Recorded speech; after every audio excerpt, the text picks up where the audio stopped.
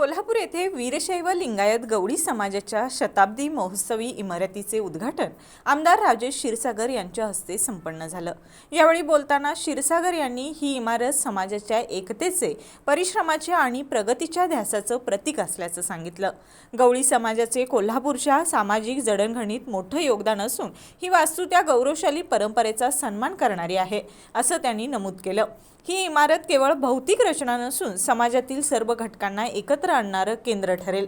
शिक्षण, व्यवसाय आणि सामाजिक बांधिलकी यांना चालना देण्यासाठी ती महत्त्वाची भूमिका बजावेल, असा विश्वास त्यांनी व्यक्त केला। या कार्यक्रमास विविध मान्यवर, पदाधिकारी आणि समाज बांधव मोठ्या संख्येने उपस्थित होते।